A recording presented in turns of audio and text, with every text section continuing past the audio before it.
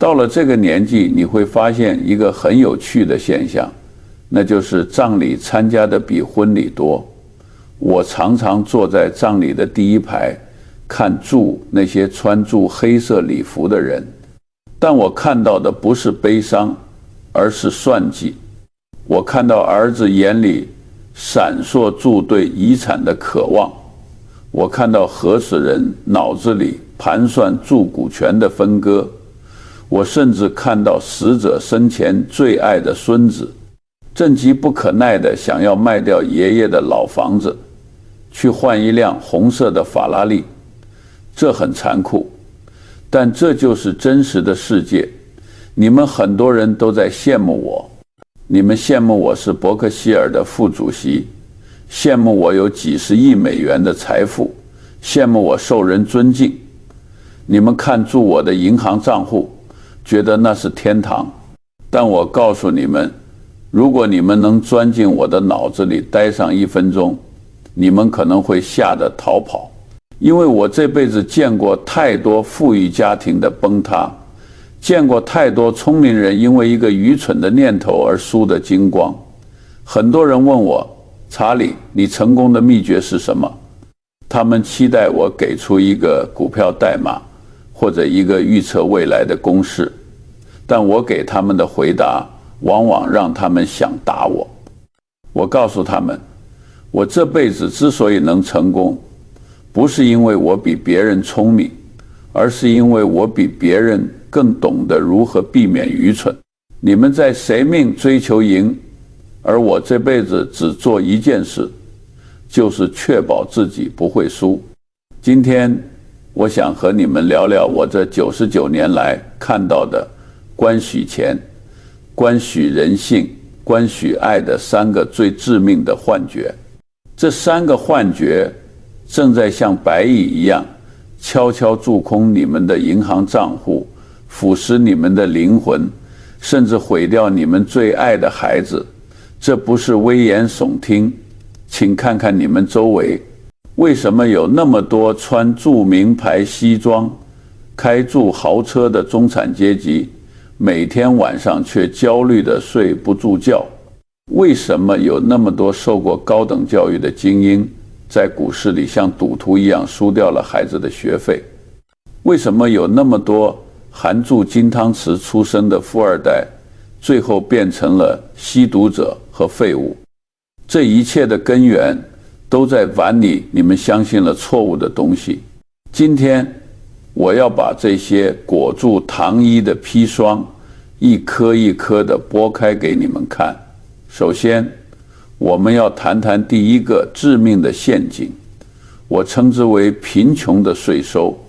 这是一个专门为中产阶级和渴望变富的年轻人设计的局。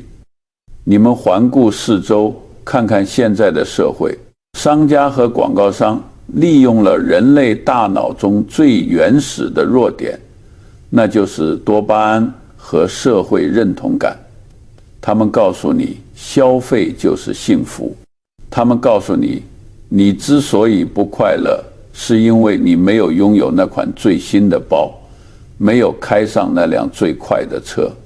这在心理学上叫做狄德罗效应。也就是说，当你拥有了一件新物品后，为了与之匹配，你会不由自主地配置更多的新物品，最后陷入一种欲望的死循环。我就见过这样一个年轻人，我们姑且叫他约翰。约翰是个优秀的律师，年薪几十万。按理说他应该很富足，但他却是个典型的月光族。为什么？因为他觉得作为一个精英律师，他必须开一辆豪车来证明自己的身份。烟是他贷款买了一辆保时捷，有了保时捷，他觉得自己住的公寓配不上这辆车了。咖是他又换了大房子，换了大房子，他又觉得家具不够气派，身上的西装不够高档。就这样，他一步步把自己变成了银行的奴隶。他每天工作16个小时，不是为了自己的梦想，而是为了支付这些身外之物的利息。在我的眼里，约翰虽然穿着阿玛尼，但他其实是个穿着华丽囚服的囚犯。他缴纳了一种全世界最昂贵的税，叫做面子税。这是一种自愿缴纳的智商税。很多人以为花出去的钱才是财富，错了，大错特错。花出去的钱是别人的财富，只有留在你口袋里的变成了资产的钱才是你的财富。我和沃伦·巴菲特这辈子最不喜欢的一件事，就是通过消费来证明自己。你们如果在大街上看到我，会发现我开住普通的车，住几十年的老房子，坐飞机经常用经济舱。有人嘲笑我是吝啬鬼，我从不生气，因为我觉得他们很可怜，他们需要靠外部的积分牌来证明自己，而我不需要。我知道我是谁，我知道我的账户里躺住的是真正的士兵，他们每天都在为我攻城略地，产生复利。如果你想在未来10年翻身，你必须学会的第一件事，就是砍掉这种为了给别人看而进行的消费。当你想买一个昂贵的东西时，问自己一个问题：如果这个东西不能发到社交网络上，如果我周围的人都看不到我拥有它，我还会买吗？如果答案是不会，那就立刻把钱包收起来，因为那不是你的需求，那是你的虚荣。把这笔钱省下来，这就是你未来的子弹。这就引出了我要说的第二个陷阱，也就是投资的幻觉。当你中大省下了一笔钱，有了子弹，你最容易犯的错误是什么？是急躁，是想赚快钱。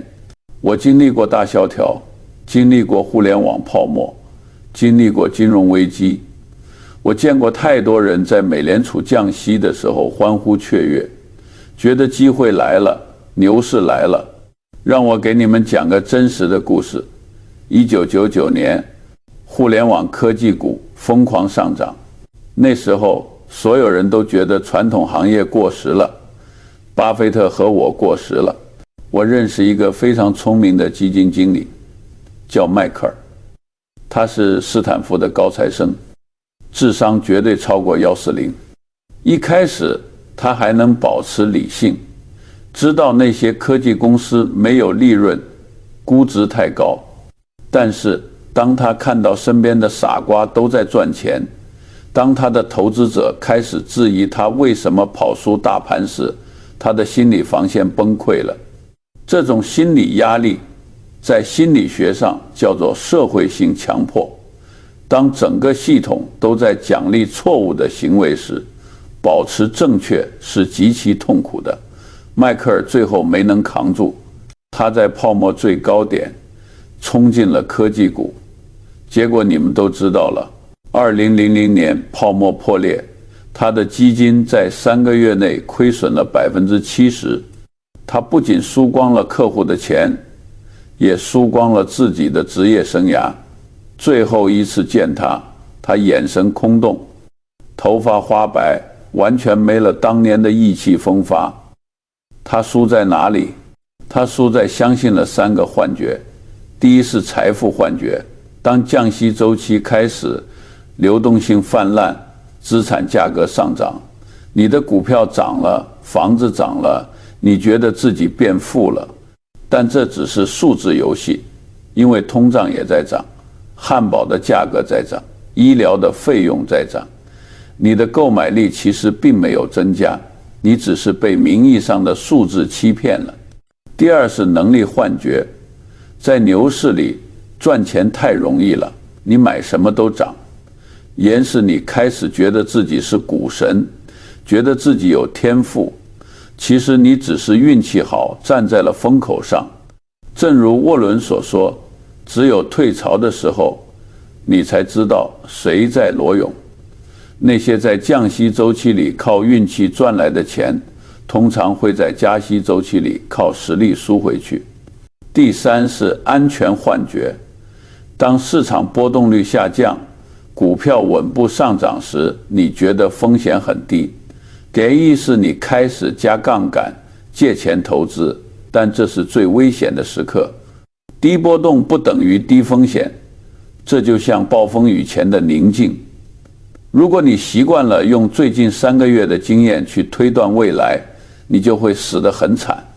我和沃伦之所以能活到今天，并且赚到这么多钱，不是因为我们在牛市里跑得最快，而是因为我们在熊市里活了下来。我们从不做空间套利，也就是试图在同一时间买低卖高，战胜市场上的对手，那是天才玩的游戏。我们做的是时间套利，我们在时间的错位中寻找机会。当别人都疯狂的时候，我们恐惧，我们持有现金，坐住不动。当别人都绝望的时候，我们贪婪，我们进场捡便宜。这需要极强的定力，这是一种违背人性的修炼。如果你想投资，请记住我的一个原则：利率就像物理世界里的引力，当利率降低，引力减弱，所有资产都会飘起来，连垃圾都会飞上天，但引力总会恢复。当利率升高，那些飘在天上的东西会重重地摔下来。你必须确保，当引力恢复时，你脚下有坚实的土地，而不是在万米高空自由落体。说完了钱，说完了投资，最后我要谈谈一个更重要的话题，那就是传承。这也是很多富裕家庭和中产阶级最容易犯的错误。我有8个孩子，几十个孙辈。人们常问我，查理，你打算给孩子留多少钱？我的回答是，我每天都担心给他们留得太多。我见过太多含住金钥匙出生的孩子，最后变成了社会的寄生虫。为什么？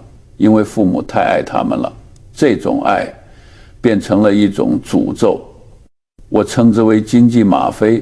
当你把一大笔钱给一个还没有建立正确价值观、没有受过苦的孩子时，你实际上是在剥夺他在这个残酷世界上独立生存的能力。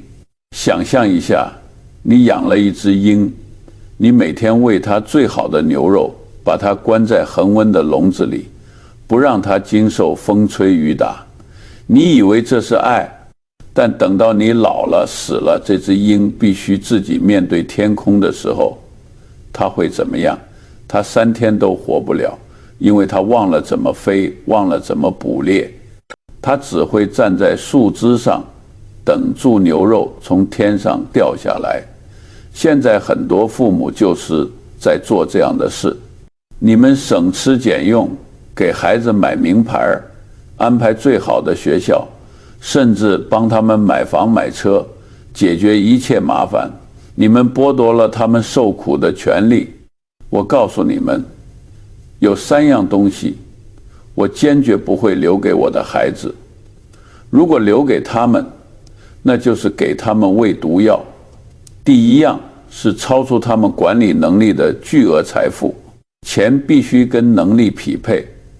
如果一个孩子没有足够的智慧和自制力，给他巨款只会加速他的毁灭。他会用这些钱去买更贵的毒品，去赌博，去过糜烂的生活。我和沃伦的观点一致，给孩子的钱应该刚好够他们觉得自己什么都能做，但又不至于多到让他们觉得自己什么都不用做。第2样是特权感，这是比钱更可怕的东西。很多父母动用关系帮孩子解决学校的麻烦，帮孩子找工作，这让孩子觉得规则是不适用于我的，我是特殊的，这就培养出了傲慢，而傲慢是灾难的开始。在伯克希尔，我和沃伦有个规矩，我们的孩子不能因为姓氏享受任何特权。他们想进公司，必须像普通人一样投简历，从基层做起，因为只有通过自己努力赢得的东西，才能带来真正的自尊。靠父母的特权得到的，内心永远是虚的。第三样是必须完美的期待，这是很多中产阶级父母的通病。你们自己活得焦虑，就把希望寄托在孩子身上。你们要求孩子上名校，进投行，每一步都不能出错，这不是爱，这是情感绑架。你们把孩子当成了投资产品，这种压力会摧毁孩子的创造力和幸福感。我对我的孩子只有3个要求：诚实、勤奋、可靠。只要做到这3点，哪怕他是个园丁，我也为他自豪。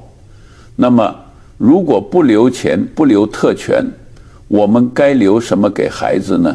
我留给孩子的是2样真正的传家宝。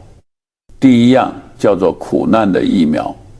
现在的父母想把孩子放在无菌室里，但无菌室里长大的孩子免疫力最差。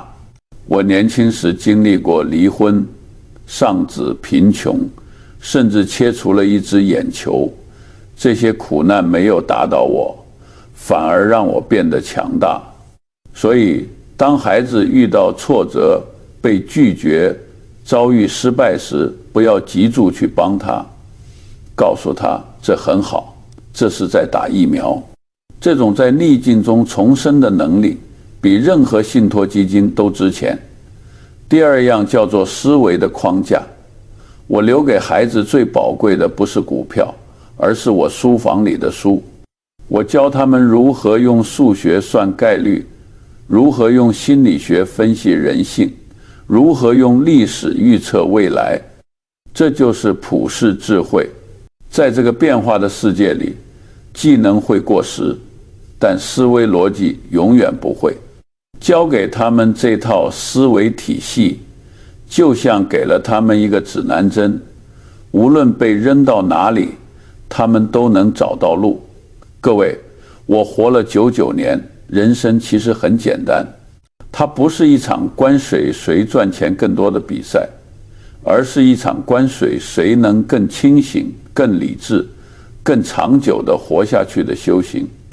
如果你能戒掉面子消费，你就赢得了财务的自由；如果你能戒掉投资的贪婪和幻觉，你就赢得了时间的复利；如果你能戒掉对孩子的溺爱和控制，你就赢得了家族的传承。这3件事听起来都很逆人性，很难做到，因为人性天生喜欢炫耀，喜欢走捷径，喜欢安逸。但正因为难，所以值得。当你老了，回首往事，我不希望你看到的是一个充满了名牌包、豪车和焦虑的空壳人生。我希望你看到的是一个因为自律而自由，因为智慧而富足，因为爱而独立的丰盛人生。别再想住一夜暴富了，那是给傻瓜准备的陷阱。去做那些无聊但正确的事，去读书，去思考，去延迟满足，像个斯巴达战士一样严格要求自己，把眼光放长远一点，再长远一点。我是查理芒格，希望我的这些话能帮你们少走几十年的弯路。从今天开始，停下那些愚蠢的行为，这就是对你自己，也是对你家人最好的负责。